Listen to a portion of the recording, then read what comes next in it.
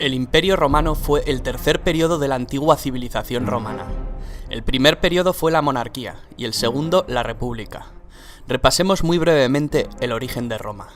Según la tradición romana, el origen de Roma se remonta a los hermanos gemelos Rómulo y Remo, que de bebés fueron amamantados por la loba Capitolina.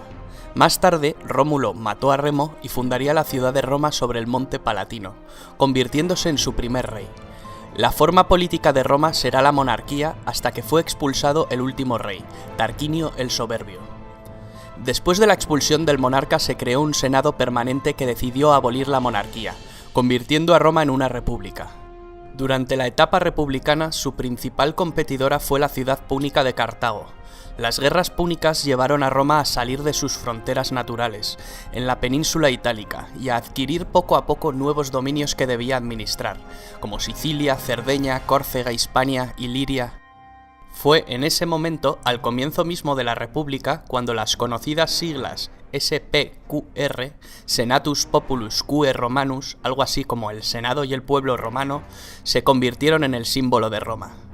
Roma se hizo con el control de la cuenca mediterránea. Los dominios se hicieron tan extensos que pronto fueron difícilmente gobernables por un senado incapaz de moverse de la capital ni de tomar decisiones con rapidez.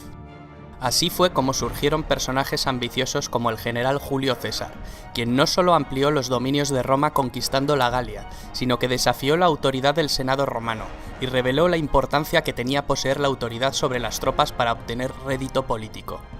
Tras la guerra civil que lo enfrentó a Pompeyo y al Senado, César se había erigido en mandatario absoluto de Roma y se había hecho nombrar Dictator Perpetuus.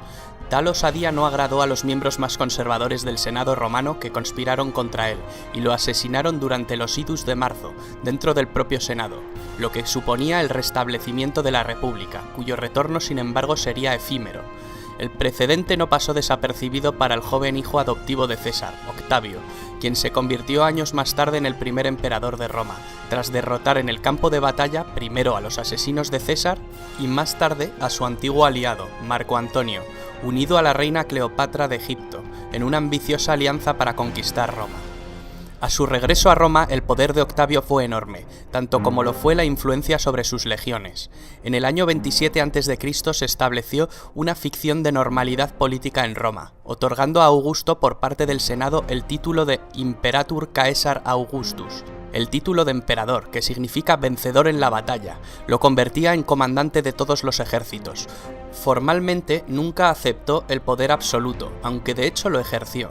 Aseguró su poder manteniendo un frágil equilibrio entre la apariencia republicana y la realidad de una monarquía dinástica.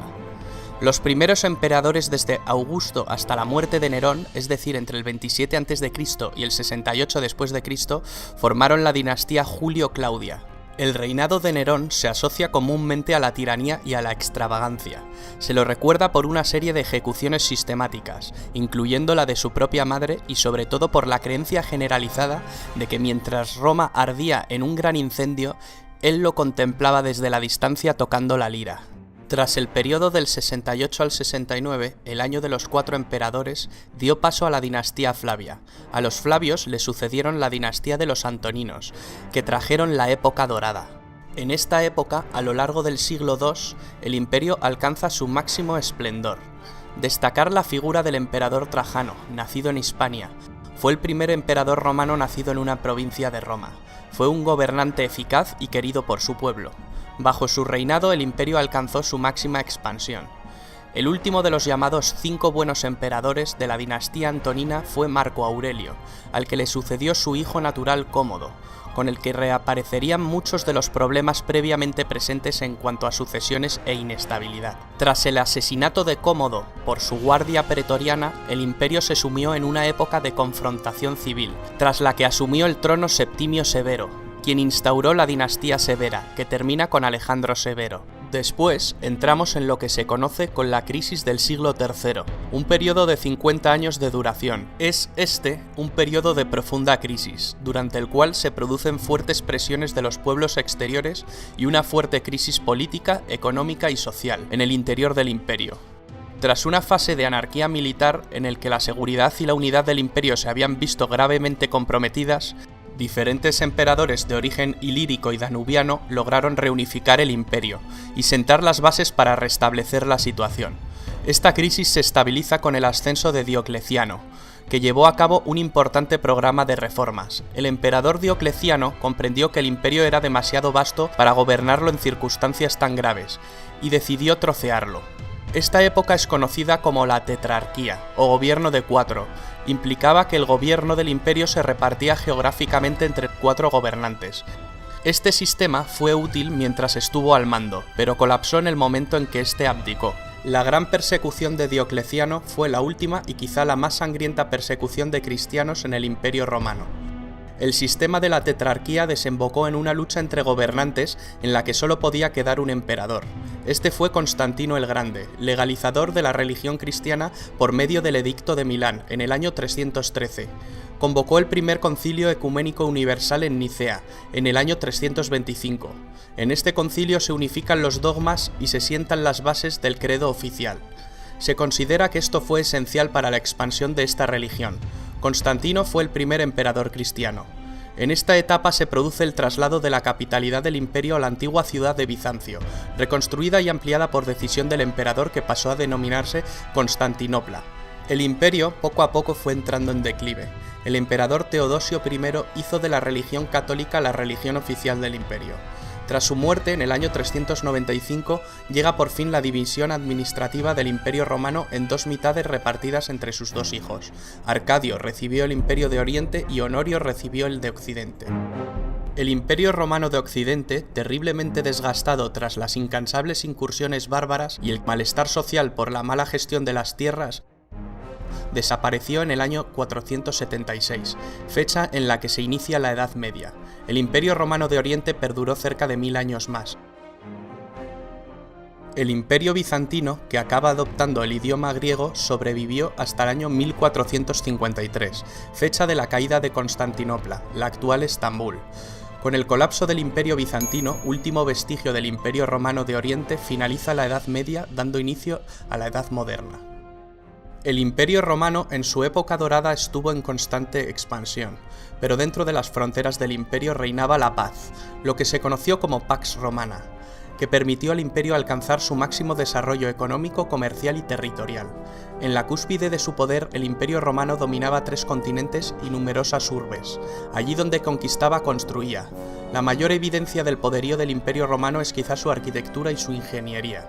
Anfiteatros donde se presenciaban espectáculos de luchas de gladiadores, circos donde se realizaban carreras de cuadrigas, teatros que vieron representaciones de tragedias y comedias, termas, acueductos, calzadas, templos para los dioses, basílicas para administrar justicia.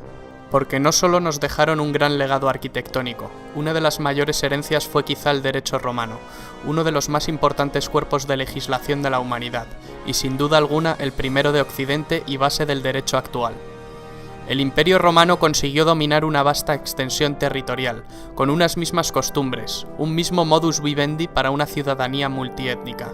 Este dominio territorial no fue posible sin el ejército más poderoso del mundo, y sus unidades de infantería, las legiones. Durante el Imperio el ejército estaba formado por 30 legiones de unos 5.300 hombres cada una. Cada legión se dividía en 10 cohortes, y estas a su vez en centurias. La centuria era la unidad básica de infantería, formando la espina dorsal de las legiones. Cada centuria constaba de 80 hombres y era comandada por un centurión. Para entrar en la milicia, una condición indispensable era ser ciudadano romano. Los esclavos lo tenían completamente prohibido. La sociedad se dividía en varios estamentos. Los ciudadanos romanos se dividían en patricios y plebeyos. Se denominaba patricios a las familias más antiguas de Roma, quienes formaban una aristocracia. Poseían privilegios. Al principio estas familias componían el grueso del Senado. Poco a poco, la descendencia de estas grandes familias fue desapareciendo. Con el paso del tiempo, el término patricio dejó de tener el significado que se le había dado hasta entonces, para significar aristócrata o poderoso, pero sin distinción de sangre. Los plebeyos solían ser campesinos, artesanos, comerciantes y también constituían el grueso del ejército. Luego estaban los esclavos. Los esclavos no tenían derechos de ningún tipo. Normalmente eran prisioneros de guerra. El número de esclavos en Roma llegó a ser enorme con la expansión del imperio. Se les obligaba a hacer los trabajos más duros. Se puede decir que su destino dependía de la benevolencia o crueldad de su amo. Muchos de estos esclavos eran utilizados para satisfacer las ansias de diversión del emperador y del pueblo. Los esclavos podían ganar su libertad de diversos modos. A los esclavos liberados se les llamaba libertos. Para bien o para mal, Roma está enraizada en nuestras tradiciones políticas, culturales y literarias, en nuestra forma de pensar. Es imposible entender la idiosincrasia de Occidente sin la civilización romana.